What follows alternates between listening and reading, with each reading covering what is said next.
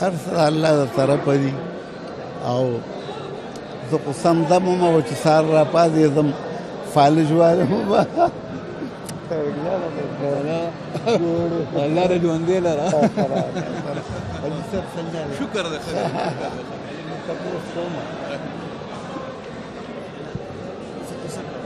جی تاسو کیسه کوله؟ اجي تاسو کیسه کوله چې سهار راپاسې؟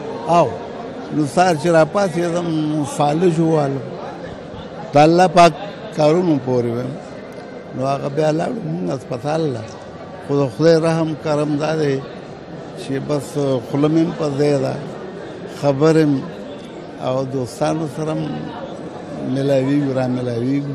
څومره خوشحاله یې چې نن ستاسو په ویاړ غونډه ده تنور را جوړه کړې ده؟ یاره ما سره وراره د هغې الفاظ نشته چې زه څومره خوشحاله یم او زما دپاره څومره د خوشحالۍ ورځ ده او چې چا مانځلې ده دا پروګرام چا مانځلی نو هغه ډېر ستر ویاړ خلک دي چې ما ته یې دومره عزت راکړو. څومره ګڼې چې څومره ضرورت دی دا قسم غونډو چې نور زموږ هنرمندان دي هغوی مستایلی شي؟ څومره ضرورت دی د دې غونډو؟ څومره ضرورت دی د دې غونډو چې دا قسم غونډه نور وشي زموږ نور کم خلک دي هغه مستایلی شي؟ بلکل پکار ده او ډېره لازمي او په دې چې دا خو مغزي وهاب درد موجود څنګه جوړې خیر دی نو بس زما لپاره ډېره لویه خبره ده او خدای دې وکړي چې د هر چا سره دا ورځ مانځلی شي په دې چې دا درته څومره اطمینان درکوي چې ستاسو فن ستاسو بچي هم ژوندی ساتي ستاسو نوم هغه لا روان دی هغه ختمیږي نه را روان دی دا څومره د خوشحالۍ دا د خدای مهرباني ده او خوشحالي خو په دې ده چې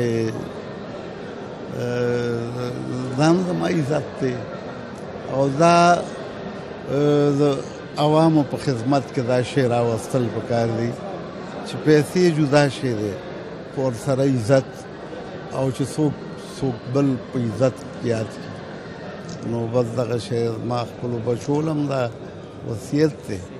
اخیری پوښتنه د افغانستان حکومت هم تاسو سره مرسته وکړه هغوی وایي چې ایوارډ لوی ایوارډ چې کوم دی د هغې اعلان یې کړی دی د هغوی وایي چې چېرته هم علاج کړي مونږ کوو به ورله هغې ته به څه ویل غواړي څومره لوی اعلان یې کړی دی؟